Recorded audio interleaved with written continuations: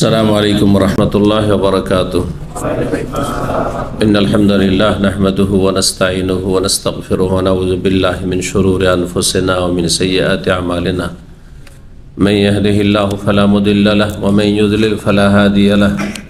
وأشهد أن لا إله إلا الله وحده لا شريك له وأشهد أن محمدا عبده ورسوله صلى الله تعالى عليه وعلى آله وصحبه وسلم تسليما كثيرا. أما بعد، فقد قال الإمام البخاري رحمه الله تعالى كتاب الدعوات وقول الله تعالى ادعوني أستجب لكم باب لكل نبي دعوة مستجابة. قال حدثنا إسماعيل قال حدثني مالك عن أبي الزناد عن الأعرج عن أبي هريرة رضي الله تعالى عنه أن رسول الله صلى الله عليه وسلم قال لكل نبي دعوة مستجابة يدعو بها وأريد أن أختبئ دعوتي شفاعة لأمتي في الآخرة. সম্মানিত ভাতৃমণ্ডলী, আল্লাহ রাব্বুল আলামিনের প্রশংসা এবং প্রিয় নবী সাল্লাল্লাহু আলাইহি সাল্লামের উপর অসংখ্য সালাত এবং সালামের পর আজ মঙ্গলবার 7 রমজান 1447 হিজরি মোতাবেক 24 ফেব্রুয়ারি 2026 আমাদের ধারাবাহিক আলোচনা সহিহুল বুখারীর হাদিস আমরা শুরু করব এই ইফতার মাহফিলে ইনশাআল্লাহ আজকে থেকে। ঘণ্টাখানেক আমাদের আলোচনা চলবে ইনশাআল্লাহ। আমাদের ধারাবাহিক সহিহুল বুখারী থেকে বিষয়বস্তু হবে দোয়ার পর্ব। দোয়ার সম্পর্ক রমজানের সাথে, সিয়াম রোজার সাথে এবং রমজানের যে রাতগুলি রয়েছে বিশেষ করে শেষ দশকের রাত লাইলাতুল কদরের সাথে অত্যন্ত গভীর। এই জন্য দোয়া সম্পর্কীয় হাদিসগুলি আমাদের এই রমজান মাসে আমরা যদি আলোচনা করি এগুলির দ্বারা আপনাদের বেশি উপকার হবে। অনেক দোয়া আপনাদের মুখস্থ নেই, সেগুলো মুখস্থের চেষ্টা করবেন বা জানবেন, আর জানার পরে তখন মুখস্থ করার জন্য আগ্রহী হবেন। অনেক দোয়া রয়েছে মুখস্থ আছে কিন্তু হয়তো ভুলে আছেন, খেয়াল নেই, করছেন না, দোয়াগুলি স্মরণ করিয়ে দেওয়া হবে। আর কিছু দোয়া মুখস্থ আছে হয়তো, কিন্তু সেগুলি আরও সুন্দর করে জেনে নেবেন এবং সেগুলির ফলাফল, সেগুলির ফজিলত কি পাবেন সেগুলিতে তাও জানতে পারবেন। দোয়ার সম্পর্ক রমজানের সাথে, রমজানের সিয়ামের সাথে যে গভীর, এর দলিল কোরআন কারীমের ওই আয়াতগুলি, যে আয়াতগুলিতে রোজা রমজানের কথা আল্লাহ বর্ণনা করেছেন। সূরা বাকারায় আয়াত নম্বর 183 থেকে 187-তে প্রথম রমজানে বলেছি যে এতে আল্লাহ রাব্বুল আলামিন রোজা রমজানের কথা বর্ণনা করেছেন। ইয়া আইয়ুহাল্লাযীনা আমানু কুতিবা আলাইকুমুস সিয়াম, রোজা ফরজ করা হয়েছে। তার মাঝফাঁকে আল্লাহ রাব্বুল আলামিন একটি আয়াতে বলছেন ওয়াইজা সাআলাকা ইবাদি আন্নী ফাইন্নী করিব উজিবু দাওয়াতাদ দাঈ ইযা দাআন ফালিয়াস্তাজিবু লি ওয়ালিয়ুমিনু বি লাআল্লাহুম ইয়ারশুদুন। এটা হচ্ছে 186 নম্বর আয়াত। 187 নম্বরে আবার রোজা রমজানে কিছু মাসলা মাসাইল, সাহরি, ইফতারির সময় উহিল্লা লাকুম লাইলাতাস সিয়ামি রাফাসু ইলা নিসাইকুম আল্লাহ বর্ণনা করেছেন। রমজানের রাতে স্বামী স্ত্রী সহবাস জায়েজ, দিনে হারাম, এবং যদি কেউ স্বামী স্ত্রী সহবাস করে রোজা ভঙ্গ করে সবচেয়ে বড় অপরাধ সেটি, সবচেয়ে বড় অপরাধ। পানাহার করে রোজা নষ্ট করার চাইতে বড় গুনাহ হচ্ছে সহবাস করে রোজা নষ্ট করা বা হস্তমৈথুন করে রোজা নষ্ট করা। তো এইসব বিষয়গুলি রয়েছে। 185 নম্বর আয়াতে রয়েছে রমজান মাসের কথা, যে রমজান মাসে আল কোরআন আল্লাহ নাযিল করেছেন। শাহরু রমাদান আল্লাযী উনজিলা ফীহিল কোরআন, এই মাসটি কোরআনের মাস। রমজান মাস কোরআন কারীমের মাস। বেশি বেশি কোরআন কারীম তেলাওয়াত করবেন। কোরআন যারা শিখেননি শিখবেন। কোরআন মুখস্থ নেই, ছোট ছোট সূরাগুলো মুখস্থ নেই, 10-20টা সূরা, অন্তত 20টা সূরা তো মুখস্থ থাকতে হবে সাধারণ একবার মানুষের। আমপারাটা মুখস্থর চেষ্টা করবেন, মুখস্থ করবেন। ভুল উচ্চারণ এখনো হচ্ছে, সূরা ফাতিহাতে ভুল হচ্ছে দেখতে পাচ্ছি আপনাদের অধিকাংশ মানুষদের। এগুলো সংশোধন করে নিতে হবে। মানুষের শিখার বয়স মরণ পর্যন্ত দুনিয়ার ক্ষেত্রে কিন্তু এটা বলেন না যে আমি এতদিন ব্যবসা বাণিজ্য শিখলাম না, বয়স 50-60 হয়ে গেল, এখন কি আর শিখব, আর কি কাম, কি আর রোজগার করব না। মানুষ এক্সপায়ার হয়ে যাচ্ছে, এখন মেডিকেল আনফিট হয়ে যাচ্ছে, তারপরও বিদেশে আসার জন্য লাইন দিতে যাচ্ছে, ঠিক না? তো দিন শিখার ক্ষেত্রে এটা নয় যে শুধু মাদ্রাসার বয়সে দিন শিখবেন, স্কুলের বয়সে, আপনাকে সারা জীবন শিখতে হবে দিন ইসলাম। এটি সবচেয়ে বড় ফরজ কাজ। আল্লাহ যেন তৌফিক দান করেন। এই মাস হচ্ছে কোরআনে কারীমের মাস, বেশি বেশি কোরআন তেলাওয়াত করবে। এই মাস হচ্ছে শাহরুদ দোয়া, দোয়ার মাস, বেশি বেশি দোয়া করবেন নিজের জন্য, নিজের পরিবারের জন্য। আপনার কাছে সবচেয়ে প্রিয় আপনার ছেলে মেয়ে, আপনার স্ত্রী, আপনার বাপ মা, আপনার ভাই বোন, তাদের থেকে শুরু করবেন, নিজের জীবন থেকে শুরু করবেন। আপনি সুখী, তাহলে জগৎকে সুখী করতে পারবেন। আর আপনি যদি অশান্তিতে থাকেন, মানসিক, শারীরিক, আর্থিক সব দিক থেকে, তাহলে মানুষের আর কি উপকার করতে পারবেন? সুতরাং আগে নিজের জন্য দোয়া করবেন, নিজের পরিবারের জন্য দোয়া করবেন, নিজের প্রিয়জন আপনজনদের জন্য দোয়া করবেন, আত্মীয় স্বজনদের জন্য দোয়া করবেন, মুসলিম ভাই বোনের জন্য দোয়া করবেন। দোয়ার সম্পর্ক এই রমজানের সাথে, রমজানের রোজার সাথে, রমজানের এই যে রাতগুলি রয়েছে এর সাথে অত্যন্ত গভীর বলছিলাম। রব্বুল আলামিন ইরশাদ করেছে এই আয়াতে, দোয়ার আয়াতটি বলেই দিই দোয়ার পর্ব শুরু করার আগে, ওয়াইদা সাআলাকা ইবাদি আন্নি ফাইন্নী করিব। নবী সাল্লাল্লাহু আলাইহি ওয়াসাল্লামকে একবার সাহাবারা জিজ্ঞেস করলেন, কারণ প্রতিদিন কিছু না কিছু করে জানছেন, শিখছেন, তারা তো নতুন মুসলমান হচ্ছেন। নতুন মুসলমান ইসলাম সম্পর্কে কিছু জ্ঞানই থাকে না, একেবারে জিরো। জিজ্ঞেস করলেন যে আল্লাহকে যে আমরা ডাকবো, তো আল্লাহকে আমাদের কাছে, কাছে হইলে আস্তে চুপি সারে ডাকবো, গোপনে ডাকবো, মনে মনে ডাকবো, নিজেকে শুনিয়ে। আর যদি আল্লাহ অনেক দূরে হন তাহলে ফানুনাদি হে, চিৎকার করে ডাকবো, কারণ দূরে থাকলে মানুষ চিৎকার করে ডাকে, লম্বা টান দিয়ে। আমাদের দেশের মোনাজাতগুলিতে কিন্তু বেদাতি তরিকার দোয়া, আল্লাহ বলে চিল্লান, যে এই যে বক্তারা চিল্লায়, এটি কিন্তু ইসলামের খেলাফ, এটি হাদিসের খেলাফ কাজ, এটি দোয়ার আদবের খেলাফ। এই কোরআনের আয়াতের দড়ি, যে আয়াতটি বলছি, তো শানে নজুল আয়াতের যে আকারিবুন রব্বানা ফানুনাজি আম বাইদুন ফানুনাদি। সাহাবারা বলে, ইয়া রাসূলুল্লাহ, রব কি আমাদের কাছে নিকটবর্তী, তাহলে গোপনে কথা বলবো?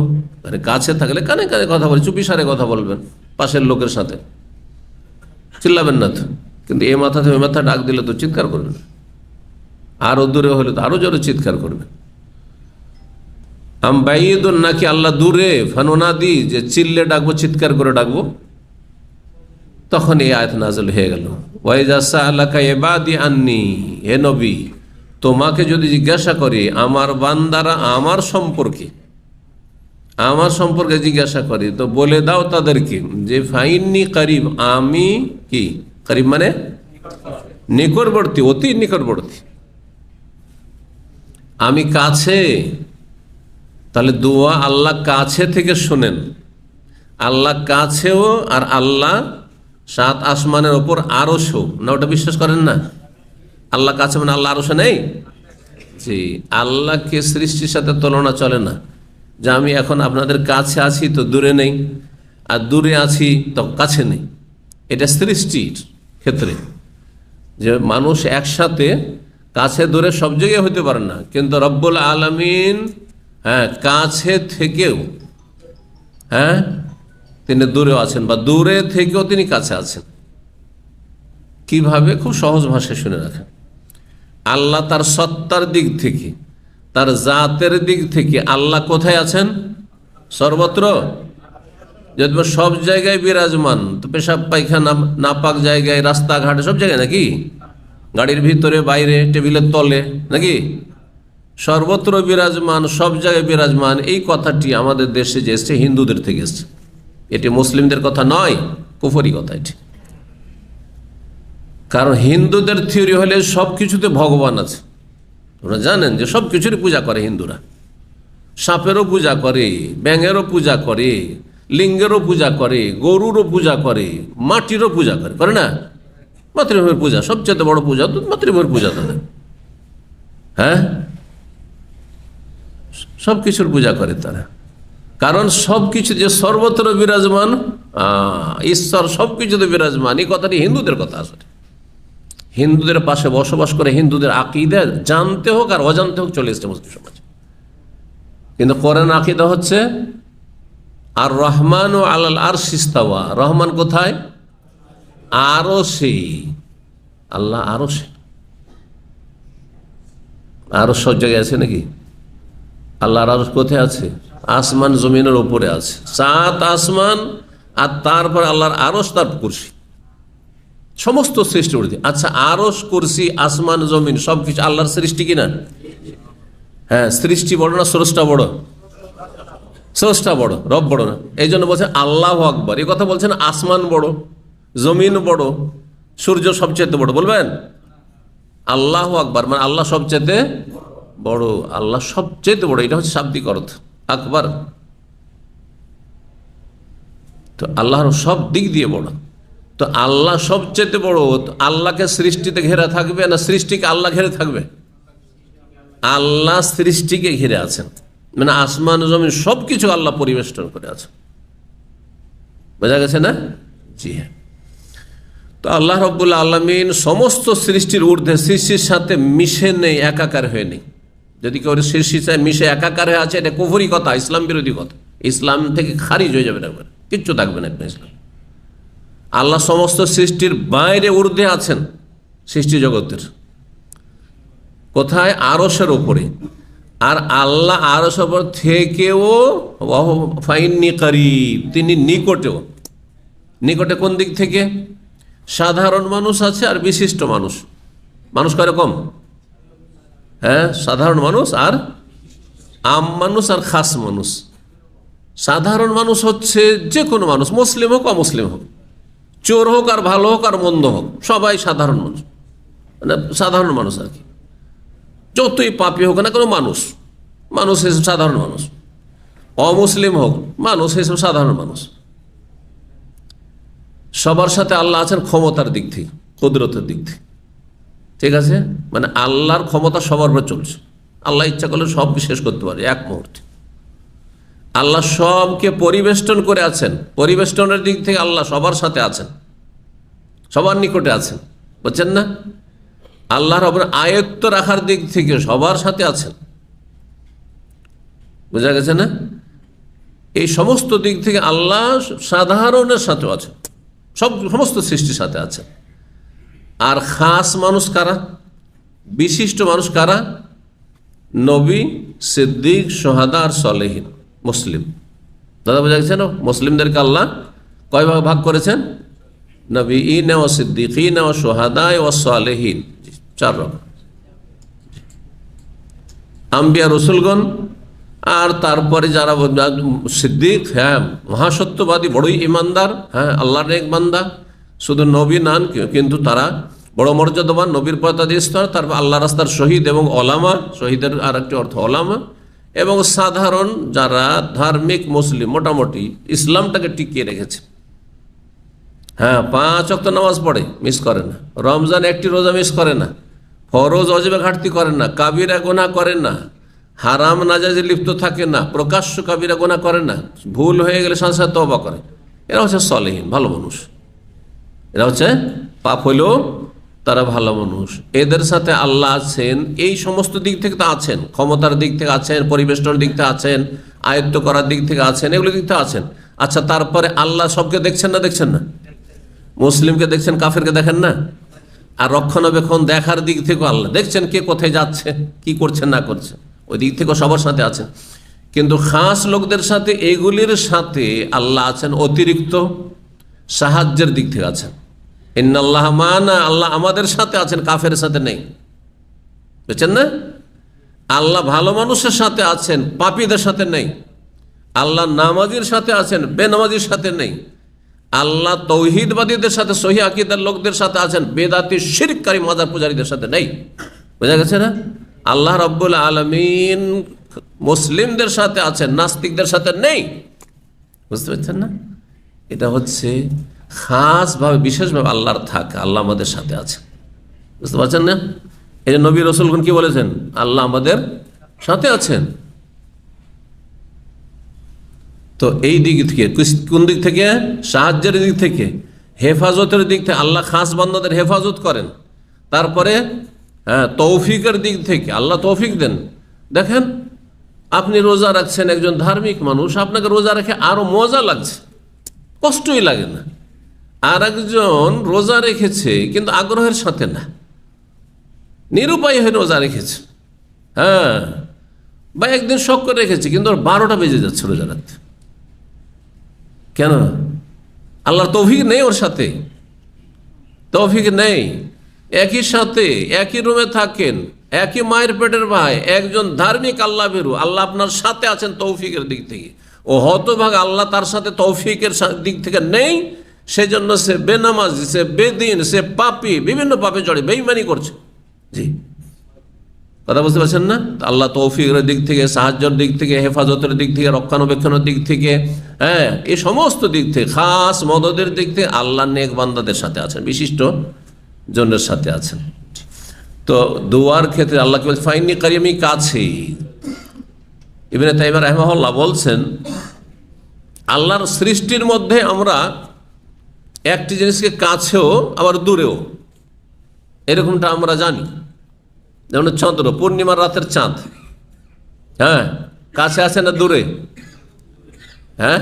দূরত্বের দিক থেকে তো দূরে আছে, অনেক দূরে আছে, হাতের নাগালে আছে, ধরতে পারবেন? করতে পারবেন না, তাই না? কিন্তু দেখেন, আলো দেওয়ার দিক থেকে, আর তারপরে ওই আপনার মাথার সামনে সৌদি আরবে থাকলে পূর্ণিমার চাঁদ যেই জায়গায় দেখছেন, হঠাৎ করে বাংলাদেশ উড়ে গেলেন বা এখান থেকে আমেরিকা উড়ে চলে গেলেন 10, 12, 13 ঘন্টাতে, ওখানে গিয়ে দেখছেন ওই যেখানে সৌদি আরবে দেখেছি পূর্ণিমার চাঁদ, ওখানেই তো দেখে না, একই জায়গায় তো মনে হচ্ছে। অথচ চন্দ্র আল্লাহর ক্ষুদ্র সৃষ্টি, তার চাইতে বড় বড় সৃষ্টি আল্লাহর আছে। সূর্য তার চাইতে বড়, অনেক গ্রহ আছে চন্দ্রের চাইতে অনেক বড়। আল্লাহ বুঝার তৌফিক দান করেন। কখনো বলবেন না এই কুফরি কথা যে আল্লাহ সর্বত্র বিরাজ, সবকিছুতে বিরাজমান। আল্লাহ মমিনের কলবে কলবে, তো এখানে আছে। কয়টা আল্লাহ? এক আল্লাহকে আপনি এই ছোট একটা অন্তরে ঢুকিয়ে নেবেন? আপনার অন্তরে ঈমান আছে বলেন, কিন্তু আপনি বলেন কলুবুল মুমিন আরশুর রহমান, এগুলো কুফরি কথা, এগুলো ইসলাম বিরোধী কথা। আল্লাহ বোঝার তৌফিক দান করেন। তো আমাদের আলোচনা কি? ওই আয়াত বলছিলাম দুয়ার, ফাইন্নি করিব, আল্লাহ বলছেন আমি কাছে। অজিব দাওয়াত দা, দোয়াকারীর দোয়াই আমি সাড়া দিই। যে দোয়া করে, যে ডাকে, তার ডাকে আমি সাড়া দিই, তার দোয়া আমি কবুল করি। এজা দান, যখনই দোয়া করে, যখনই করেন না কেন, যে দোয়া করার জন্য যে কোনো সময় আপনার প্রয়োজন, আর আপনি বসে থাকবেন এখনই প্রয়োজন, আর ভোর রাত্রে আমি দোয়া করব, কারণ ওই সময় দোয়া কবুল হয়। জুমার দিন দোয়া করো, জুমার অপেক্ষা করে থাকবেন নাকি? ইজাদাত, যখনই দোয়া করো তখনই আল্লাহ দোয়া কবুল করবেন।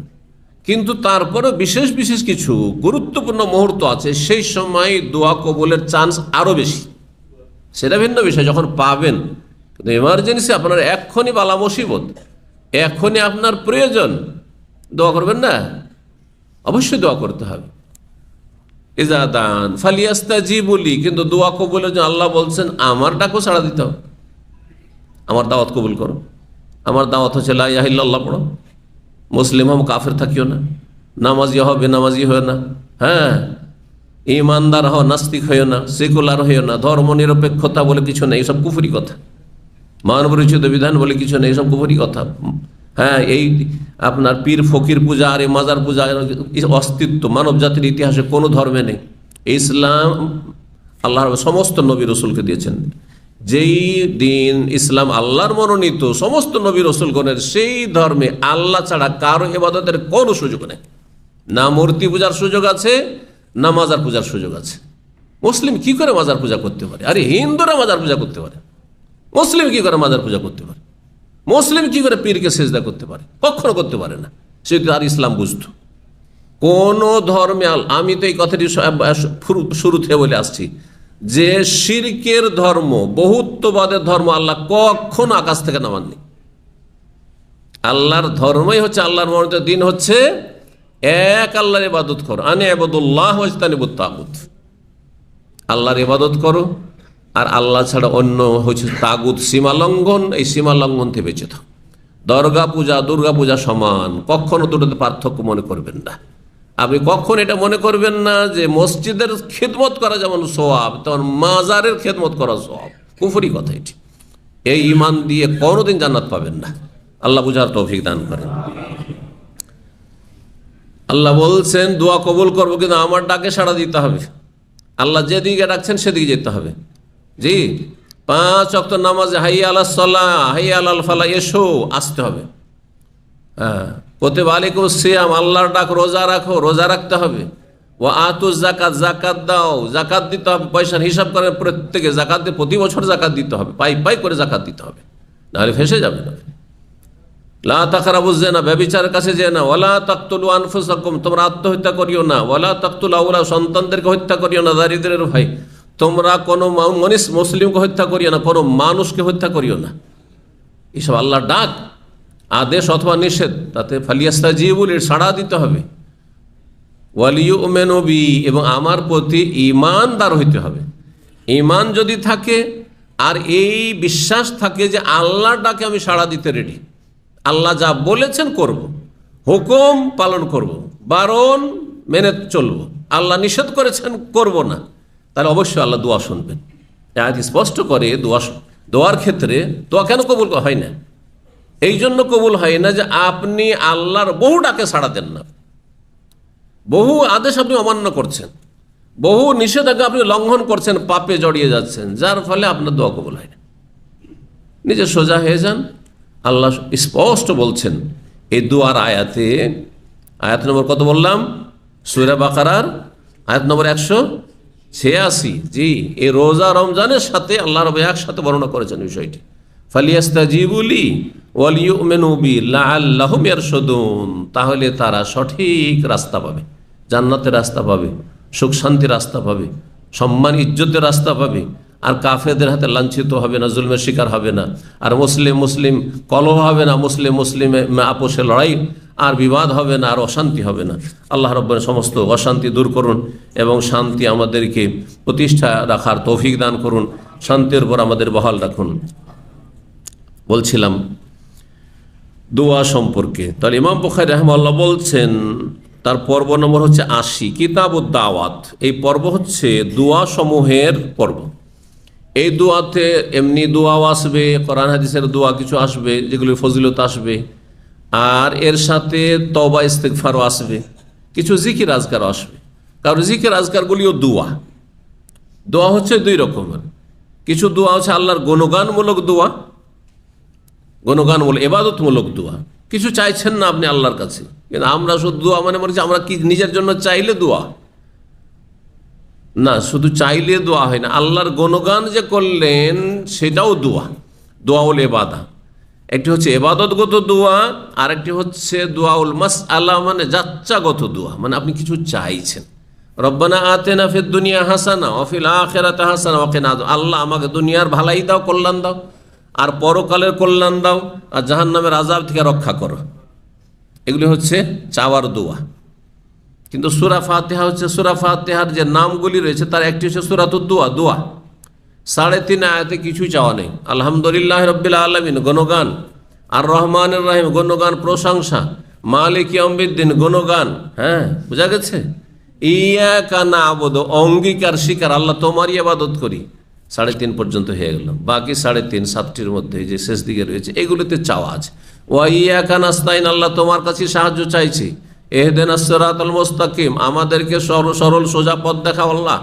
সিরাতাল্লাযিনা আন'আমতা আলাইহিম, সেটি হচ্ছে যাদের পুরস্কৃতদের পথ, যাদেরকে তুমি যুগে যুগে পুরস্কৃত করেছেন আল্লাহ রাব্বুল আলামিন, নবীদেরকে, রাসূলদেরকে, সিদ্দিকিন, শুহাদা, সালেহিনদেরকে, যেমন আল্লাহ রাব্বুল সূরা আলে ইমরানে বলেছেন বা সূরা নিসাতে বলেছেন। তো বলছেন যে হ্যাঁ, কি হয়ে গেল? আন'আমতা আলাইহিম গায়রিল মাগযুব আলাইহিম, যেমন দুয়াতে ভালো চাইবেন তার মন্দ থেকে রক্ষা চাইবেন, ঠিক না? এখানে ওটাও শেখানো হয়েছে। দোয়া কি ভালোটা শুধু চান, মন্দতে বাঁচতে চান না? হ্যাঁ, যদি আপনার জীবনে শান্তিও থাকে আর অশান্তি থাকে তো শান্তি পাবেন? অশান্তি বেড়ে যাবে বেশি। তাহলে শান্তি চাইতে হবে আর অশান্তি থেকে মুক্তি চাইতে হবে, আল্লাহর কাছে রেহাই চাইতে হবে। এইটাই শিখানো হয়েছে সূরা ফাতিহাতে। আল্লাহ যাদেরকে তুমি পুরস্কৃত করেছো ভালো মানুষ, তাদের রাস্তা দেখাও, তাদের রাস্তা হচ্ছে জান্নাতের রাস্তা। আর গায়রিল মাগযুব আলাইহিম, যাদের আল্লাহ তুমি গজব করেছো ইহুদিদের রাস্তায় নিয়ে যেও না। ওয়ালা দাল্লিন, আর পথভ্রষ্ট যারা খ্রিস্টান তাদের রাস্তাও নিয়ে যেও না। আর এই মাগযুব আলাইহিম আর দাল্লিন বলে মানুষ দুই শ্রেণীর হচ্ছে পথভ্রষ্ট। মানুষ হচ্ছে টোটাল তিন শ্রেণীর। এক শ্রেণী হচ্ছে হেদায়েত প্রাপ্ত, যারা জান্নাতের প্রতীক আনামতা আলাইহিম। আর দ্বিতীয় হচ্ছে মাগযুব আলাইহিম, আল্লাহর গজব কাদের ওপর, যারা জানে তারপরও পালন করে না। মাদ্রাসা পড়ে শিরক বেদাত করে, মাদ্রাসা পড়ে নামাজ পড়ে না, মাদ্রাসা পড়েছে হাফেজ হয়েছে আর কোরআন মুখস্থ করে না, কোরআন বলে যায়। মাদ্রাসা পড়েছে আর তার ফজরের নামাজে যায় না। দাদা বুঝতে পেরেছেন? মাদ্রাসা পড়ে দিনের ইলম শিখেছে, আলিয়া পড়ুক আর কওমি পড়ুক, যাই পড়ুক না কেন, তারপরে হারাম খায়, হারাম ব্যবসা বাণিজ্য করে। হ্যাঁ, এরা হচ্ছে মাগযুব আলাইহিম, যারা জানার পর আমল করে না। মাদ্রাসা পড়ো আবার নবীর রাস্তা না দেখে বেদাতের রাস্তা দেখে, তৌহিদের রাস্তা আল্লাহর রাস্তা না দেখিয়ে ওই দরগা দুর্গার রাস্তা দেখে। বুঝতে পারছেন? এদের আল্লাহর গজব রয়েছে। তো ইহুদিরা জানতো তারপর পালন করেনি, অমান্য করেছে, নবীকে মানেনি, সেই জন্য আল্লাহ তাদেরকে গজব প্রাপ্ত মাগযুব আলাইহিম বলেছেন। আর খ্রিস্টানরা ওই যুগে মূর্খ ছিল, 1400 বছর আগে তাদের মধ্যে শিক্ষা দীক্ষা ছিল না, যার ফলে তারা অজ্ঞতার সাথে তারা মূর্খামি করত। আল্লাহ ওদেরকে বলে দাল্লিন, এরা হচ্ছে পথভ্রষ্ট। মুসলিম সমাজে দুই শ্রেণীর মানুষ আছে না? আর এক শ্রেণীর মানুষ জনসাধারণ, মোটা খায় মোটা বুঝে, দুটো পেটের ভাত পেলে হয়ে যায়। ওকে যদি কেউ বলে যে তোর খাওয়া দাওয়া খরচ দিয়ে দেবো, তুই ভোট দে, একটা ডাকাতকে দে, তাও দেবে, দেবে না? দেবে না? হ্যাঁ, ও পেট ছাড়া এর বেশি কিছু বুঝে না। হ্যাঁ, হক না হক বাতিল কিচ্ছু বুঝে না। ওকে যদি বলেন যে তুই মাজারে গেলে একটা সিজদা দিলে তো 500 টাকা ওতেই রাজি, অসুবিধা নেই। বুঝতে পারছেন? হ্যাঁ, শিরক হোক আর বেদাত হোক আর পাপ হোক আর নেকি হোক, চল এই পাপের কাজ, চল এই যে চুরি করতে হবে, স্ক্রাব চুরি করতে হবে। স্ক্রাবের চোর অনেক, লোহার লাখ পড়ে চোর। বুঝতে পারছেন? স্ক্রাব চুরি করা, স্ক্রাবের ব্যবসা করে আর নতুন নতুন লোহা বিভিন্ন কোম্পানিতে পড়ে আছে, আর সেগুলো চুরি করতে কত যে জেল খাটছে। এবার মনে করছে যে কোন রকম করে পয়সা হলি হইল, সৌদি আরব এসেছি বা বিদেশে এসেছি, পয়সা হলি হইল।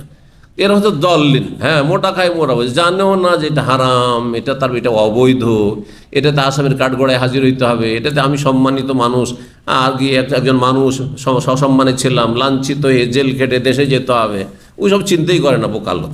বুঝতে পারছেন? তো কথা হচ্ছে এদেরকে দল্লিন আল্লাহ বলেছেন। আল্লাহ বলছে দল্লিনদের রাস্তায় আল্লাহ নিয়ে যেও না, যারা মূর্খ আর পাপ করে, আর যারা শিক্ষিত পাপী তাদের পথের পথিক করিও না। গজবের রাস্তা না হয় গুমরাহির রাস্তা। আল্লাহ হেফাজত করুন। দোয়া সমূহের পর্ব, তারপরে সূরা গাফির। সূরা গাফির অপর নাম হচ্ছে সূরা আল মুমিন। আয়াত নম্বর 60 আল্লাহ বলছেন ওয়াকালা রব্বুকুম, তোমাদের রব বলছেন উদউনি, আমার কাছে দোয়া করো, আস্তাজিব লাকুম, আমি তোমাদের দোয়া কবুল করব। উদউনি, আমাকে ডাকো, দায়াদু মানে ডাকা, আমাকে ডাকো তোমরা, আস্তাজিব লাকুম, তোমাদের ডাকে আমি সাড়া দেব। তো আল্লাহকে ডাকলে আল্লাহ অবশ্যই সাড়া দেবেন।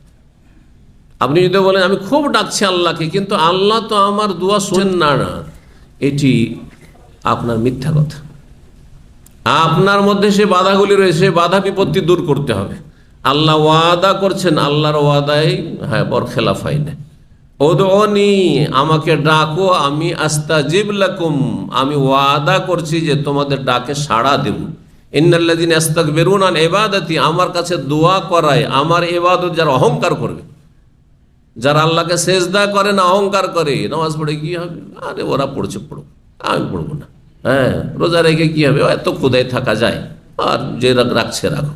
এরা অহংকারী। আল্লাহ বলছে ইন্নাল্লাযীনা ইস্তাকবিরুনা আন ইবাদাতি, আমার ইবাদত যারা অহংকার করে, অহংকার করার কারণে ইবাদত করে না।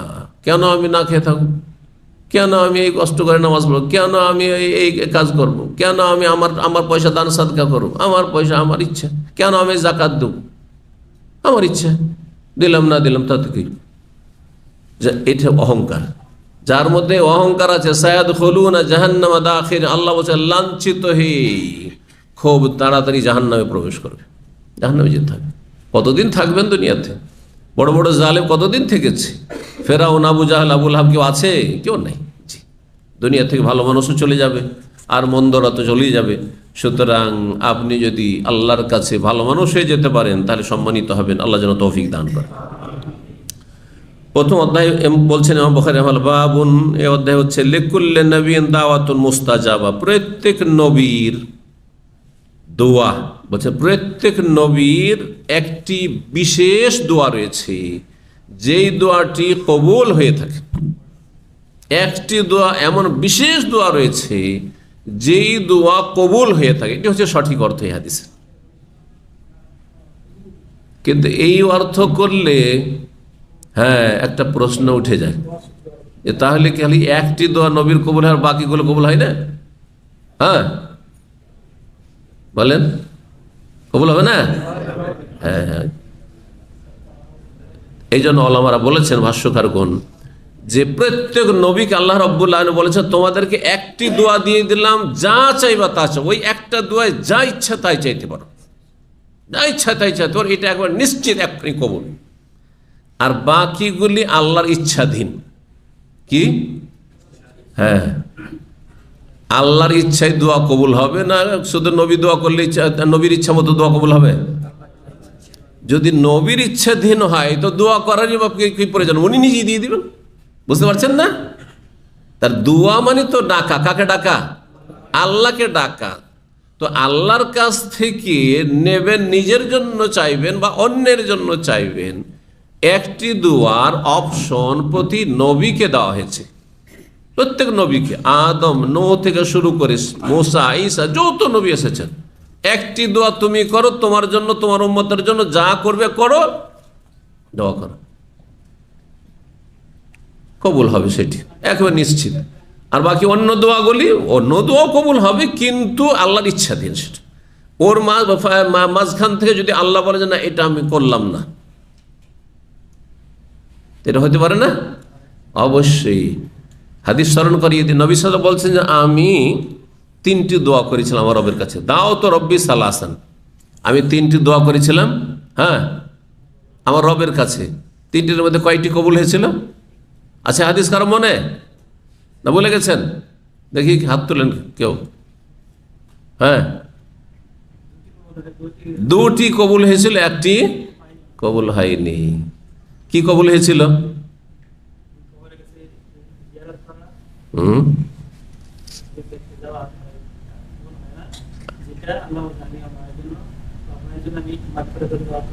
না না, ওইটা না, অন্য যে চলে গেল।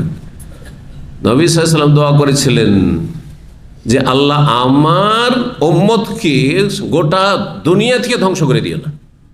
যেমন আগের উম্মতগুলোকে ধ্বংস করে, নূহ আলাইহিস সালামের জাতি যখন তারা ইসলাম কবুল করেনি, সবকে ধ্বংস করেছেন কি আল্লাহ? করেছেন না? এরকম লূত আলাইহিস সালামের জাতিকে ধ্বংস করেছে। তারপরে হুদ আলাইহিস সালামের জাতি, সমুদ, আদ, এসবকে ধ্বংস করেছে আল্লাহ রাব্বুল আলামিন। পুরা উম্মতকে ধ্বংস করেছে। কিন্তু আমি যাদের জন্য নবী রাসূল হয়ে এসেছি, সারা দুনিয়ার লোককেও যদি হেদায়েত না হয়, সবকে একসাথে ধ্বংস করে একবারে জিরো, সবকে ধ্বংস, আমার কওমকে, এটা হবে না। আল্লাহ যেন আমার উম্মতকে, পুরো উম্মতকে ধ্বংস না করে দাও। আচ্ছা, পুরো দুনিয়ার মুসলিম যদি বেদিন হয়ে যায়, বেনামাজি হয়ে যায়, সবকে ধ্বংস করে দেবে, এবার একজন মুসলিম আল্লাহ রাখবেন না যে সব বেদিন বেনামাজি হয়ে সবকে দিয়ে ধ্বংস করে, এটা হবে না। বুঝতে পারছেন না? কারণ নবী সাল্লাল্লাহু আলাইহি ওয়াসাল্লাম দোয়া করেছেন। কিছু থাকবে, এই যে শতকরা 2টা একটা হইল নামাজি থাকবে। জি, দেখেন অধিকাংশ বেনামাজি, কিন্তু তারপরও পাক্কা নামাজিও আছে, আলহামদুলিল্লাহ, ভালো মানুষ কিছু আছে, অল্প। কিন্তু একটি দোয়া কবুল হয়নি। কি দোয়া কবুল হয়নি? নবী সাল্লাল্লাহু আলাইহি ওয়াসাল্লাম দোয়া করেছেন যে আল্লাহ আমার মুসলিম উম্মতকে আপোষে লড়িয়ে দিও না। মুসলিমের সাথে লড়াই করে যেন রক্ত না ঝরায়। এক মুসলিম, এক জাতি, এক সম্প্রদায় মুসলিমের আর এক সম্প্রদায়কে খুন করবে, আর এটা যেন না হয়। মানে মুসলিমদের মাঝে কোনো লড়াই, কলহ, বিবাদ যেন না হয়। মুসলিম আপোষে লড়াই হবে, কাফেরদের সাথে হোক, কিন্তু মুসলিমদের সাথে যেন লড়াই আপোষে না হয় মুসলিমের। অধিকাংশ রক্তগুলি যে ঝরছে আজকাল মুসলিম দেশগুলিতে, কাফের হত্যা করছে, হ্যাঁ না মুসলিমকে খুন করছে? জি।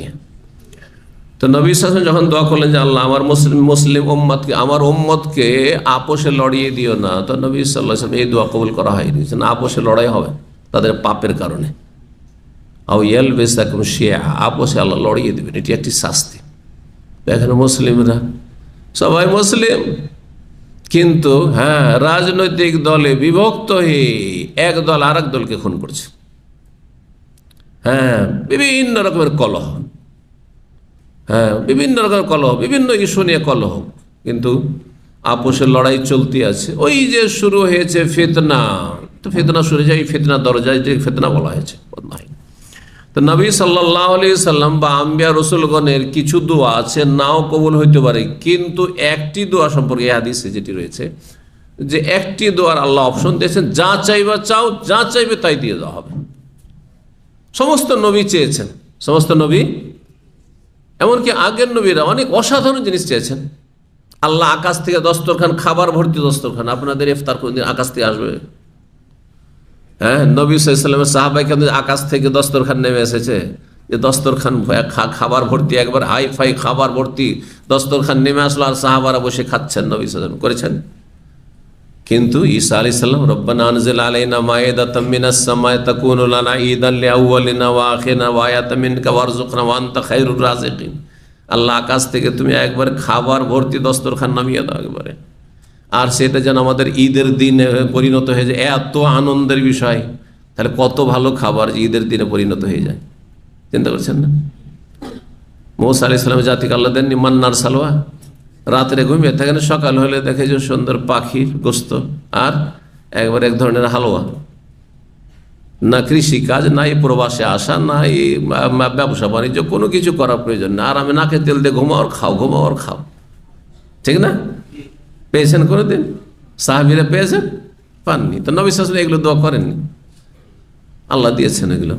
তো যাই হোক, প্রত্যেক নবীর কিছু কিছু দোয়া, একটি দোয়া, বিশেষ করে একটি দোয়ার কথা বলছি, যে আল্লাহ বলছেন যে করো, প্রত্যেক নবী করেছেন। নবী সাল্লাল্লাহু আলাইহি ওয়াসাল্লাম যখন বলা হয় যে তুমি একটি দোয়া করো, যা চাইবে তাই দিয়ে দেওয়া হবে, তো নবী সাল্লাল্লাহু আলাইহি ওয়াসাল্লাম বলছেন আল্লাহ আমি এই দুনিয়াতে এই দোয়া নেব না, আখিরাতে নেব। কখন নেব? আমি দুনিয়াতে নেব না, দুনিয়া তুচ্ছ, দুনিয়াতে আমি দোয়া নেব না, দুনিয়ার বড় কিছুও নেব না। এই দোয়াটি আমি, আর সেটা আমার নিজের জন্য, নিজের স্বার্থে না, কার জন্য? আমার উম্মতের স্বার্থে, যে আল্লাহ এই দুনিয়ার যে দোয়া আমাকে ইখতিয়ার দিয়েছো, অপশন দিয়েছো, সেটি আখেরাতের জন্য আমি সেটিকে সঞ্চিত করে রাখলাম, আমার জন্য ব্যালেন্স জমা রাখলাম, আমি আখেরাত তোমার কাছে নিব। সেটা হচ্ছে শাফাআতাল লিউম্মতি, আল্লাহ আমার উম্মতের জন্য সুপারিশ করব, জাহান্নামী আমার উম্মত যারা হবে তাদেরকে জান্নাতে নিয়ে যাব। আল্লাহু আকবার, বলেন সুবহানাল্লাহ। চিন্তা করুন আপনি, কিন্তু নবীর কোন উম্মত যাবে? শিরককারী উম্মত যাবে? নাস্তিক উম্মত যাবে? আজকাল তো মুসলিম সমাজে নাস্তিকের অভাব নাই, মাজার পূজাদের অভাব নাই, পীর পূজারীর অভাব নাই, পীরের মুরিদদের অভাব নাই। যারা পীরকে মনে করে এরাই তো খোদাই ক্ষমতা এদের আছে, বলে না? হ্যাঁ, এদের খোদাই ক্ষমতা আছে, আল্লাহর দেওয়া ক্ষমতা আছে একবারে। হ্যাঁ, যা ইচ্ছা তাই রোগ ভালো করতে পারে, ছেলে মেয়ে দিতে পারে, আর মনের কামনা বাসনা পূরণ করতে পারে, আর মাজারে, বাবার মাজারে গিয়ে চাদর চড়ালে মনের কামনা বাসনা পূরণ হয়। এই সব উম্মতকে না, মুশরিক উম্মতকে নাই, মুসলিম উম্মত। আচ্ছা, বেনামাজি কে, যে শুধু জুমা পড়ে, 5 ওয়াক্ত নামাজ পড়েন না, সে মুসলিম নয় কিন্তু, বুঝছেন না? নামাজি কমপক্ষে মুসলিম, সর্বনিম্ন তাহলে একজন মুসলিম হওয়ার জন্য কি লাগবে? শিরক মুক্ত হইতে হবে, বড় শিরক না থাকে, দুর্গা পূজা না থাকে, হিন্দুদের দুর্গা পূজাও না থাকে, আর মুসলিমদের দুর্গা পূজা, মাজার পূজা না থাকে, 1 নম্বর। 2 নম্বর হচ্ছে কোনো নাস্তিকতা না থাকে। হ্যাঁ, বুঝছেন না? নাস্তিকতা না থাকে, ঈমান ভঙ্গের যে কারণগুলি রয়েছে না থাকে, কুফরি না থাকে। নাস্তিকতা বড় কুফর, নাস্তিকতা আর শিরক একই সমান অপরাধ। জি। আর 3 নম্বর শুরু রাখেন, সেটা হচ্ছে সর্বনিম্ন 5 টাইমে 70 রাকাত নামাজ যেন ঠিক থাকে। মনে থাকবে? 5 টাইমে 70 রাকাত ফরজ, ঠিক না? আর বাকি কত রাকাত সুন্নাত?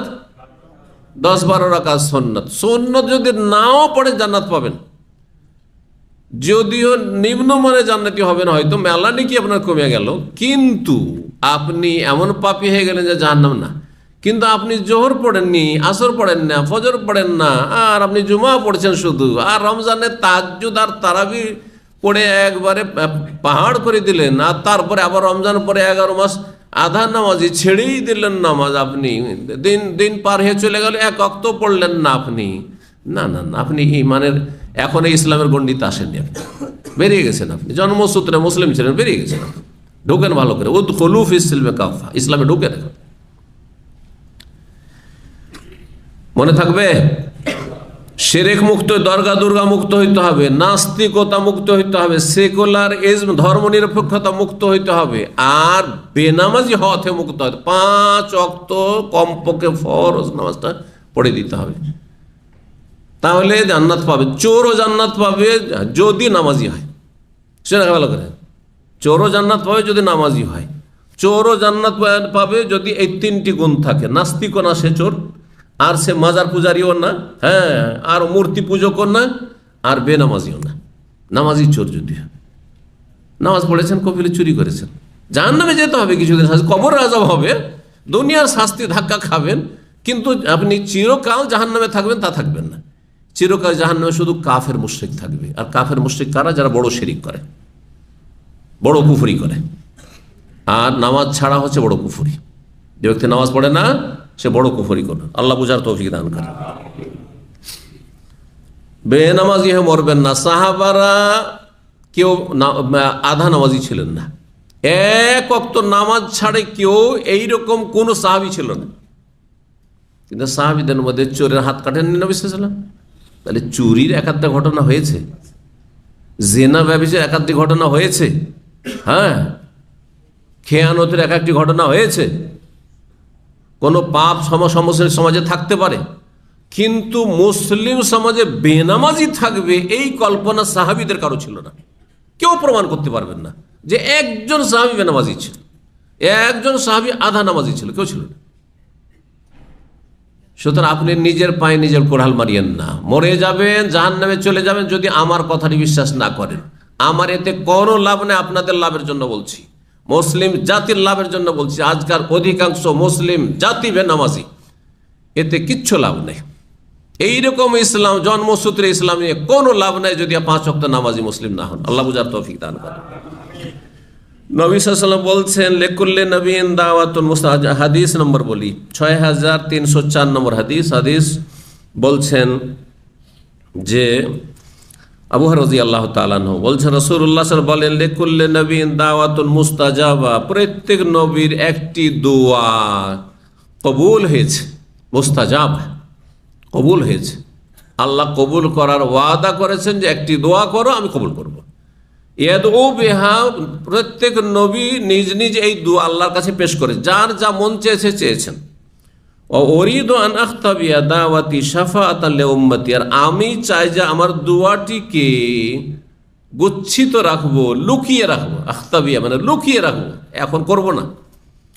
কিসের জন্য? শাফাআতান লিউম্মতি, আমার উম্মতের হাসরের মাঠে সুপারিশ করার জন্য। সুবহানাল্লাহ, সুপারিশ করে নেওয়ার জন্য, নিজের জন্য নয়। হ্যাঁ, নিজের ধন সম্পদের জন্য নয়, নিজে শক্তিশালী হওয়ার জন্য নয়, নিজে সারা জীবন বেঁচে থাকার জন্য নয়, নিজের ছেলে মেয়েদের জন্য নয়, নিজের পরিবারদের জন্য নয়, নিজের স্বার্থে দোয়া করেননি নবী সাল্লাল্লাহু আলাইহি ওয়াসাল্লাম, উম্মতের শাফাতের জন্য। কখন? সেটি ফিল আখিরাতে, পরকালে, হাসরের মাঠে। নবী সাল্লাল্লাহু আলাইহি ওয়াসাল্লাম সেই দোয়াটি আল্লাহর কাছে বলছেন, আল্লাহ আমি দোয়াটিকে এখন স্থগিত রাখলাম, আখিরাত তোমার কাছ থেকে সেটি নেব শাফাতের আকারে। এই জন্য শাফাত, সুপারিশ মানে পরকালের দোয়া। সুপারিশ, আমাদের দেশের অধিকাংশ মানুষ সুপারিশের সংজ্ঞা বুঝে না।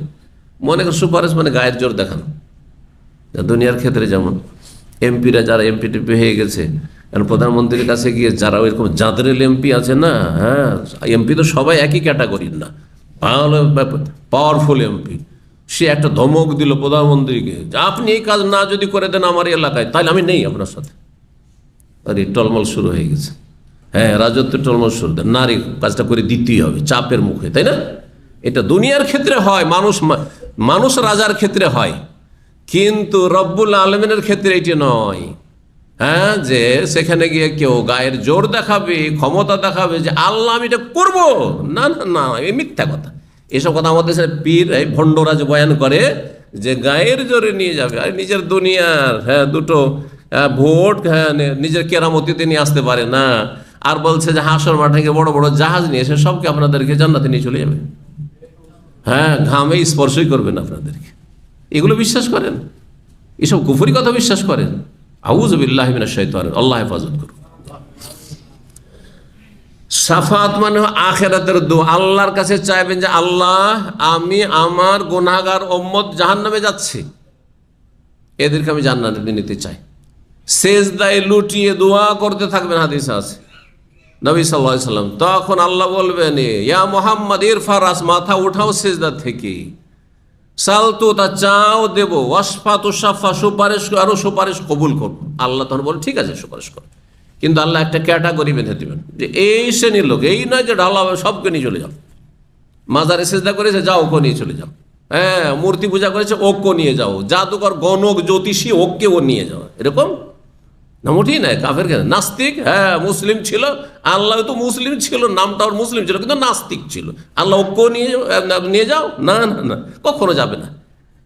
আল্লাহ এই কথাও কোরআনে বলে, ফামা তানফাউ শাফাতু শাফিন, এদের ক্ষেত্রে সুপারিশ কোনো কাজে আসবে না। সূরাতুল মুদাসসিরের আয়াত। তার আগের আয়াতগুলি পড়ে দেখবে তাফসিরে বেনামাজির কথা রয়েছে, বেনামাজির কথা রয়েছে। তাহলে বেনামাজির সুপারিশ চলবে? বেনামাজি বলতে যে এক ওয়াক্ত নামাজ পড়েন না, আজকে 5 ওয়াক্ত নামাজে 1 ওয়াক্ত পড়ে না, জুমাটা পড়ে, ও হচ্ছে বেনামাজি। যদিও আধা নামাজিও বেনামাজি, কিন্তু আধা নামাজি বড় কাফের হয়তো নয়, বড় ইখতিলাফি মাসলা। কিন্তু যারা একেবারে পড়েন না, 5 ওয়াক্তের মধ্যে 4 ওয়াক্তই পড়েন না, অথবা কিছুই পড়েন না, শুধু জুমাটা পড়ে, তারা ইসলামের মধ্যে আসেনি, ইসলাম থেকে বেরিয়ে চলে গেছে অনেক দূরে। আল্লাহ তাদের ফিরে আসার তৌফিক দান করে। সুপারিশ মানে আল্লাহর কাছে দোয়া করা। আল্লাহ রাব্বুল আলামিন যেমন দোয়ার ক্ষেত্রে দুনিয়াতে ইচ্ছা হইলে শুনবেন, আর না হইলে কারো চাপের মুখে না। কারণ আল্লাহ হচ্ছেন আলা কুল্লি শাইইন, সর্বশক্তিমান। সর্বশক্তিমান মানে কি? কারো কাছে ঝুঁকে যাবে না, মোটেই না। দুনিয়ার শাসকদের সাথে রবকে তুলনা করবেন না। জি, এই ছিল হাদিস।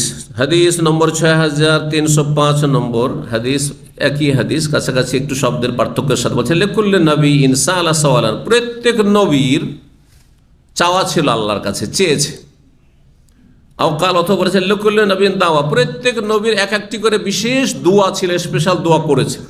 কাদ্দাবা, সেই দোয়া তারা করেছেন। ফাস্তুজিবা, আর সেই দোয়া কবুল করা হয়েছে, আল্লাহ কবুল করেছেন। ফাজাআলতু দাওয়াতি শাফাআতাল লিউম্মতি ইয়াউমাল, কিন্তু আমার দোয়াটি আমার উম্মতের জন্য কিয়ামতের দিনে সুপারিশের জন্য আমি বরাদ্দ রেখেছি। চিন্তা করেছেন? নবী সাল্লাল্লাহু আলাইহি সাল্লাম সুপারিশের জন্য বরাদ্দ রেখেছেন।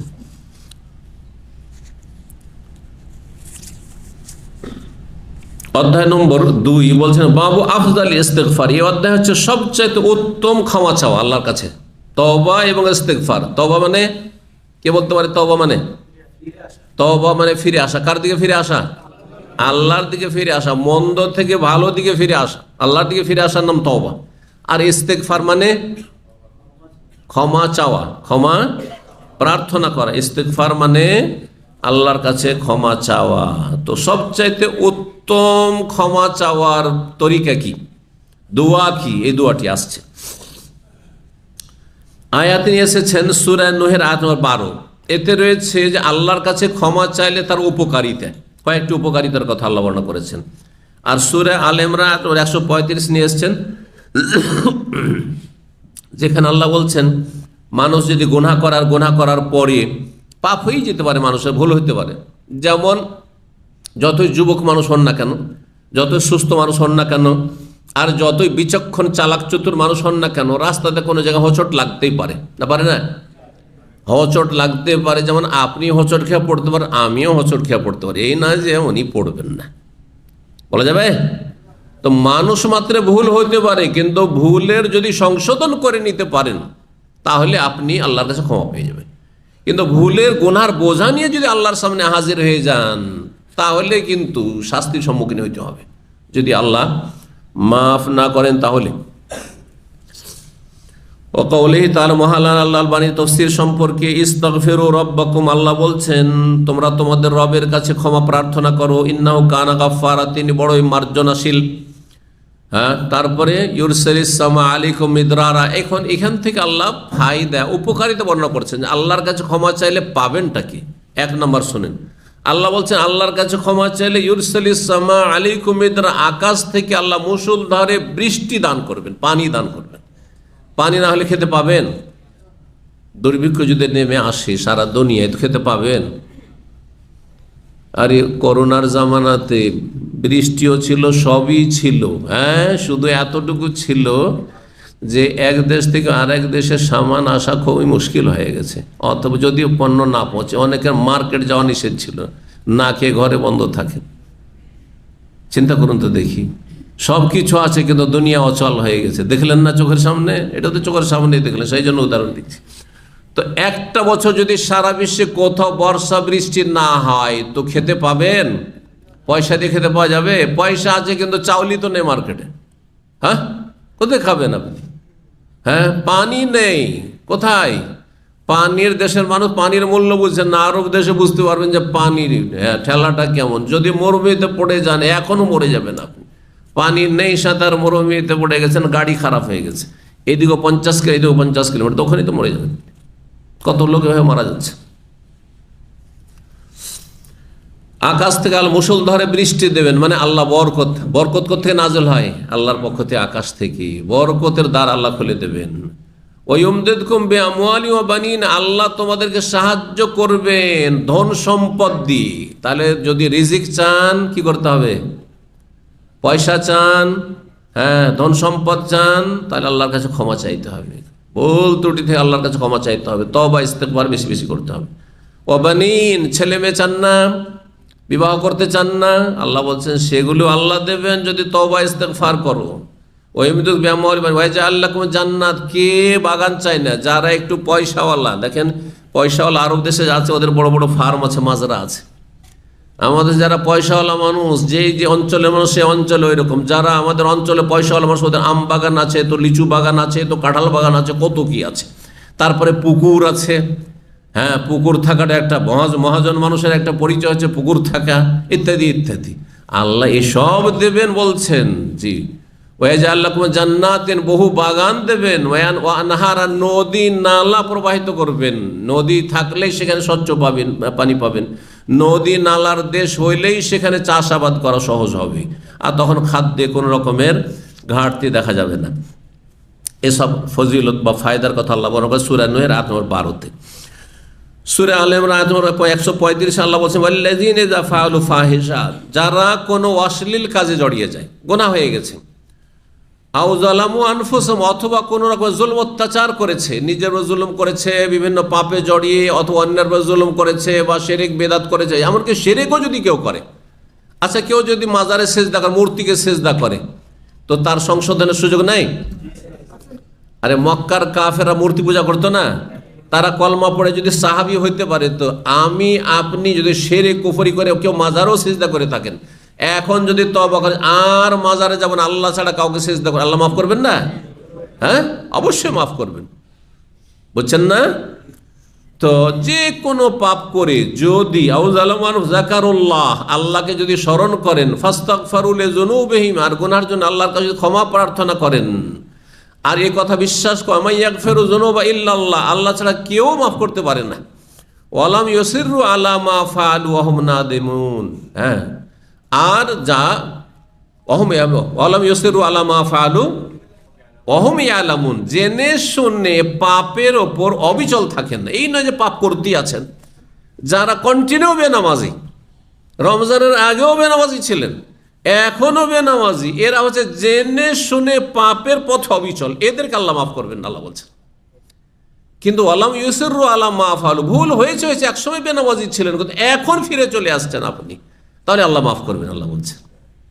এখনো সুযোগ আছে, এবং এই রমজানে যদি সুযোগ না নিতে পারেন তো রমজান পরে শয়তান সুযোগ নিতে দেবে না। মানুষ শয়তান লেগে আছে, আর জিন শয়তান তো আছেই, ছাড়া পেয়ে যাবে। আল্লাহ যেন বুঝার আমল করার তৌফিক দান করেন। 6306 নম্বর হাদিস। হাদিস মনে করছেন বুশাইর বিন কাব আল আদুবী রাদিয়াল্লাহু তাআলা আনহু সাহাবী। তিনি বলছেন, তিনি আরেক সাহাবী হাদাসানি শাদ্দাদ বিন আওস রাদিয়াল্লাহু তাআলা আনহু থেকে বর্ণনা করছেন, নবী সাল্লাল্লাহু আলাইহি সাল্লাম বলেন, সাইয়্যিদুল ইস্তিগফার, ক্ষমা চাওয়ার সবচেয়ে শ্রেষ্ঠ দোয়া। সাইয়্যিদ মানে কি? সাইয়্যিদ মানে হচ্ছে প্রধান, সাইয়্যিদ মানে নেতা, সাইয়্যিদ মানে সর্দার, বুঝছেন না? প্রধান।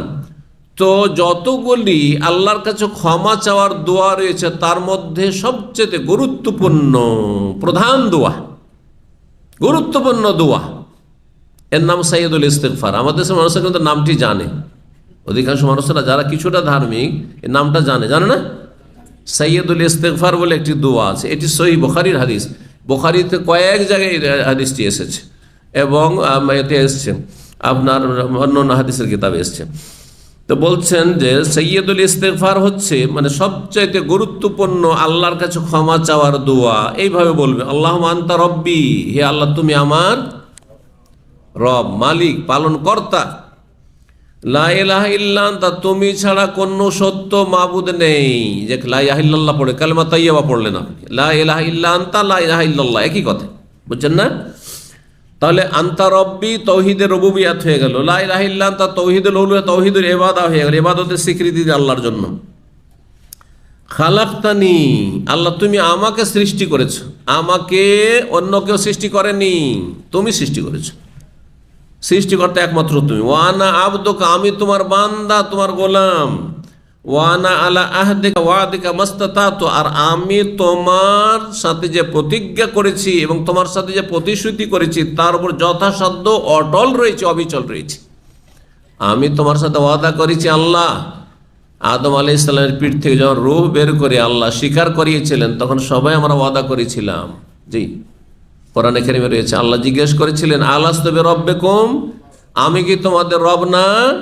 তখন আমরা কি বলেছিলাম? বালা, অবশ্যই আল্লাহ তুমি আমাদের রব।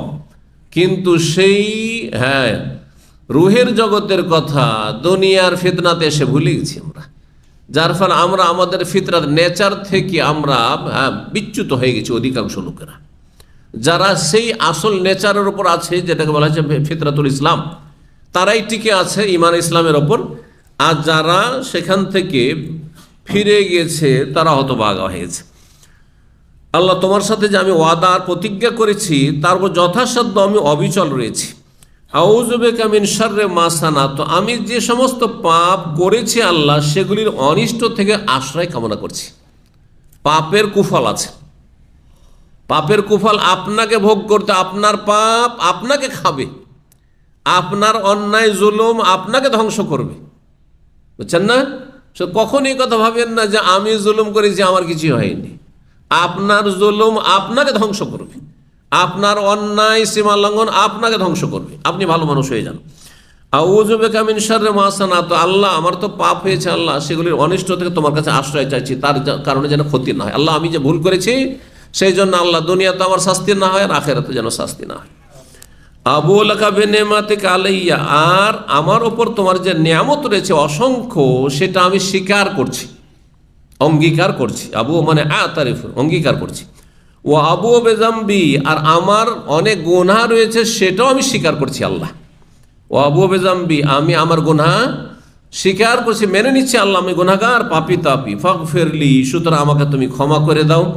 ইন্নাহু লা ইয়াগফিরুয যুনুবা ইল্লা, তুমি ছাড়া কেউ গুনাহ মাফ করতে পারে না, তুমি ছাড়া কেউ গুনাহ মাফ করতে পারে না। অন্য হাদিসে রয়েছে যখন বান্দা বলে আল্লাহ তোমার ছাড়া আমার গুনাহ কেউ মাফ করতে পারবে না, তখন ফেরেশতাদেরকে আল্লাহ সাক্ষী রেখে বলেন যে হে ফেরেশতারা দেখো আমার বান্দা কি বলছে, যে আমি ছাড়া কেউ মাফ করতে পারে, এটা তার বিশ্বাস এবং সেটা সে স্বীকার করছে। সুতরাং আমি তোমাদেরকে সাক্ষী রাখছি যে আমি একে মাফ করে দিলাম। বলুন সুবহানাল্লাহ। সুতরাং আল্লাহর কাছে ইয়াকিনের সাথে আপনি ক্ষমা চাইবেন যে আল্লাহ তুমি আমাকে মাফ করে দাও, আল্লাহ তুমি আমাকে ক্ষমা করে দাও, আল্লাহ আমাকে সংশোধন করার তৌফিক দাও, আল্লাহ আমাকে ভালো মানুষ হওয়ার তৌফিক দাও। এইভাবে দোয়া করবেন, আল্লাহ যেন আমাদের দোয়া কবুল করেন। এখন এর ফজিলত শুনেন। এই দোয়া যদি সকালবেলা পড়ে সারাদিন মারা যান কি ফজিলত, সন্ধ্যাবেলা যদি একবার পড়ে নেন, রাতে যদি মারা যান, আর মারা যেতে হবে রাতে অথবা দিনে, তো দিনে যদি দুইবার কমপক্ষে পড়ে নেন, বেশি পড়তে পারেন আপনি, যত ইচ্ছা তত পড়েন, কোনো বাধা নিষেধ নেই। কিন্তু কমের পক্ষে সকালবেলা একবার যদি পড়ে নেন, সন্ধ্যাবেলা যদি একবার পড়ে নেন, আর এই অবস্থায় যদি আপনার মরণ হয়ে যায়, তাহলে নিঃসন্দেহে জান্নাত যাবেন ইনশাআল্লাহ। আল্লাহ যেন আমাদের জান্নাতি হিসাবে কবুল করেন। বলছেন নবী সাল্লাল্লাহু আলাইহি ওয়াসাল্লাম, ওমান কালাহা মিনান নাহারি মুকিনান বিহা, যেই ব্যক্তি এই দোয়াটি দিনের বেলা বলবে ইয়াকিনের সাথে, এমনি শুধু মন্ত্রের মতো পড়লে হবে না, কিসের সাথে? দৃঢ় প্রত্যয়, বিশ্বাসের সাথে, যে আল্লাহ আমি যে কথা করি বলছি অন্তরে বিশ্বাস নিয়েই বলছি আমি। ফামাত মিয়াউমিহা, সেই দিনে যদি মারা যায়, যেদিন আপনি পড়েছেন প্রত্যেক দিন, তাহলে মিস করবেন না। কোনো একদিন তো মরতে হবে আমাকে, তাই না? প্রতিদিন যদি আপনি পড়েন, মিস না করেন, আর সেই দিনে মারা গেছেন কাবলা ইয়ুম, সন্ধ্যা হওয়ার আগে আগেই, ফাহুয়া মিন আহলিল জান্নাত, তাহলে জান্নাতি হয়ে গেছেন। সকালে পড়ার কারণে দিনে দুপুরে বিকালে মারা গেছেন, জান্নাতি আপনি। ওমান কালাহা মিনাল লাইলি, আর কেউ যদি রাতের বেলা সন্ধ্যাবেলা পড়ে নেয়, ওয়া মুকিনুন বিহা, ইয়াকিনের সাথে, দৃঢ় বিশ্বাসের সাথে, ফামাতা কাবলা ইউসবিহ, আর সকাল হওয়ার আগেই সে মারা গেল রাতের বেলা, ফাহুয়া মিন আহলিল জান্নাত, তাহলে সেই ব্যক্তি জান্নাতি হবে। আল্লাহ যেন আমাদেরকে জান্নাতি হওয়ার তৌফিক দান করেন। এই দোয়া মানে কি ফরজ না করলে চলবে নাকি? ধরেন আপনি সকালবেলা সাইয়্যিদুল ইস্তিগফার পড়ে নিয়েছেন, কিন্তু জোহর নামাজ পড়েননি, আসর পড়েননি, আর আসর পর মারা গেলেন, আপনি জান্নাত চলে যাবেন? হ্যাঁ, না। দেখেন, নফলের ফায়দাটা কখন পাবেন? যখন আপনি ফরজটাকে ঠিক রাখবেন। কি বুঝলেন? আমরা যখন স্কুলে পড়ি, তো স্কুলে কিছু সাবজেক্ট থাকতো, অ্যাডিশনাল সাবজেক্ট, জানেন না? জানেন না? আপনার আসল যে সাবজেক্টগুলো রয়েছে, যেমন বাঙালি হিসেবে বাংলা সাবজেক্ট হচ্ছে আসল, ইংরেজিটা একটা আসল সাবজেক্ট, আপনার অমুকটা আসল, কিন্তু কিছু অতিরিক্ত সাবজেক্ট রয়েছে। ওই অতিরিক্ত সাবজেক্টের ভালো মার্ক যদি থাকে, অ্যাড কখন হবে? যখন আসল পরীক্ষা দেবেন তখন। কিন্তু আপনি বাংলা সাবজেক্টের পরীক্ষা দেননি, আপনি ইংরেজিরই পরীক্ষা দেননি, তাহলে কি আপনি পাস করবেন? পাস করবেন। ঠিক ওই রকমই আপনি 5 টাইম নামাজ পড়েন, রমজান মাসে রোজা রাখেন, আর সাইয়্যিদুল ইস্তিগফার পড়েন, আর তারপরে এই ফজিলতের আশা রাখেন যে ইনশাআল্লাহ আমি সাইয়্যিদুল ইস্তিগফার পড়েছি, আর ফরজ ওয়াজিব কোনো মিস করিনি, আমি জান্নাত পাবো ইনশাআল্লাহ। আর একটি অধ্যায় ছোট্ট রয়েছে, আমরা 3 নম্বরে, বাবু ইস্তিগফারিন নবী সাল্লাল্লাহু আলাইহি ওয়াসাল্লাম ফিল ইয়াউমি ওয়াল লাইল। এই অধ্যায় হচ্ছে নবী সাল্লাল্লাহু, অথচ নবী সাল্লাল্লাহু আলাইহি ওয়াসাল্লামের কোনো গুনাহই ছিল না। গুনাহ ছিল? হ্যাঁ, আমাদের মতো গুনাহগার। তারপরে নবী সাল্লাল্লাহু আলাইহি ওয়াসাল্লাম দিনে কতবার করে আল্লাহর কাছে ইস্তিগফার পড়তেন? হ্যাঁ, এক হাদিসে রয়েছে 100 বারের কাছাকাছি, আর এক হাদিসে 70 বারের বেশি। 100 বার করে, 70 বারের অধিক। বলার উদ্দেশ্য হচ্ছে অনেকবার। হ্যাঁ, 70 বার বা 100 বার, এটা বলার উদ্দেশ্য একবার নির্দিষ্ট সংখ্যা নয়, উদ্দেশ্য হচ্ছে অনেকবার। যেমন কারো কাছে আপনি টাকা পয়সা তাগাদা করতে গিয়ে 20-30 বার গেছেন, বা একজন টেলিফোন করেছে আপনাকে, হয়তো 20-30 বার টেলিফোন করেছে, কিন্তু আরে ভাই আজকে ও 100 বার টেলিফোন করেছে, 50 বার করেছে, গয়না 50 বার বলছেন না, আইডিয়াতে বলছেন আপনি, মানে অনেকবার। উদ্দেশ্য হচ্ছে অনেকবার, এটা হচ্ছে উদ্দেশ্য। 6307 নম্বর হাদিস। হাদিস মানে করছে আবু হুরায়রা রাদিয়াল্লাহু তাআলা, তিনি বলেন, সামিআতু রাসূলুল্লাহ ইয়াকুল, আমি রাসূলুল্লাহ বলতে শুনেছি, ওয়াল্লাহি, আল্লাহর কসম করে বলছি, ইন্নী লা আস্তাগফিরুল্লাহ, আমি আল্লাহর কাছে ক্ষমা চাই। কে বলছেন? রাসূলুল্লাহ সাল্লাল্লাহু আলাইহি সাল্লাম, মাসুম যিনি, যার আগের পরের অগ্রিম ঘোষণা আল্লাহ করেছেন যে তোমার ভুল ত্রুটি সব মাফ। ইন্নী লা আস্তাগফির, আমি আল্লাহর কাছে অবশ্যই ক্ষমা প্রার্থনা করি, ওয়া আতুবু ইলাইহি, আমি তওবাও করি, ফিল ইয়াউমে, দিনে, আকসার মিন 70, আমার 70-এর অধিক, 70 বারের বেশি আমি আল্লাহর কাছে তওবা এবং ইস্তিগফার করি। তার নবী সাল্লাল্লাহু আলাইহি ওয়াসাল্লাম কি পড়তেন? আস্তাগফিরুল্লাহ ওয়া আতুবু ইলাইহি, আমি আল্লাহর কাছে ক্ষমা চাইছি এবং তার কাছে তওবা করছি। বা বলতেন আস্তাগফিরুল্লাহ আল্লাযী লা ইলাহা ইল্লা হুয়াল হাইয়ুল কাইয়্যুম ওয়া আতুবু ইলাইহি। অন্য রিওয়ায়াতে রয়েছে রব্বিগফিরলি ওয়া তুব আলাইয়া ইন্নাকা আনতাত তাওয়াবুর রহিম। যে কোনো ভাবে বলতে পারেন, এগুলি হাদিসের বাক্য। আর হাদিসের বাক্য ছাড়া কেউ যদি পড়ে তো জায়েজ রয়েছে মাঝে মধ্যে, কিন্তু উত্তম হচ্ছে নবী সাল্লাল্লাহু আলাইহি সাল্লামের মোবারক দোয়াগুলি থেকে যদি তওবা ইস্তিগফার পড়েন তো এটা বেশি ভালো। এখানেই আজকের আলোচনা শেষ করেছি। ওয়া জাযাকুমুল্লাহ খায়র, আপনাদের মনোযোগী হয়ে শোনার জন্য, এবং আল্লাহ রাব্বুল কাছে দোয়া করি আল্লাহ আপনাদের সকলকে যেন সুস্থ রাখেন, আমাকে যেন সুস্থ রাখেন, এবং এই রমজান মাসের ইফতার মাহফিল থেকে আমাদেরকে যথাযথ উপকৃত হওয়ার তৌফিক দান করেন। আল্লাহ আমাদের ভুল ত্রুটি মাফ করেন। আমরা আগামীকালকে থেকে ইনশাআল্লাহ তাআলা, আল্লাহ যদি সহিহ সালামত সুস্থ রাখেন, তো আমরা 4:15 আমরা বুখারী দর্শ শুরু করব, আর তারপরে ঘন্টাখানেক বা তার কম বেশি করে নিয়ে রোজা রমজানের কিছু গুরুত্বপূর্ণ মাসলা মাসাইল বলবো। আজকে শুধু দোয়ার উপরে থাকলাম, কারণ দোয়ার সম্পর্কে আবার বলছি, রমজানের সাথে অনেক বেশি বেশি বেশি দোয়া করেন। ইফতারির সময় দোয়া কবুল হয়, রোজার অবস্থায় দোয়া কবুল হয়। এই রোজার দিনে রাতে যে কোনো সময় দোয়া করলে অন্য মাসের তুলনায় দোয়া বেশি কবুল হয়। লাইলাতুল কদরে দোয়া করে বেশি বেশি করি। আল্লাহ যেন আমাদেরকে দোয়া করার তৌফিক দান করেন এবং আমাদের দোয়াগুলি কবুল করেন, দুনিয়া এবং আখিরাতের সার্বিক কল্যাণ যেন দান করেন। সুবহান রাব্বিকা রাব্বিল ইজ্জাতি আম্মা ইয়াসিফুন ওয়া সালামুন আলাল মুরসালিন ওয়াল হামদুলিল্লাহি রাব্বিল আলামিন।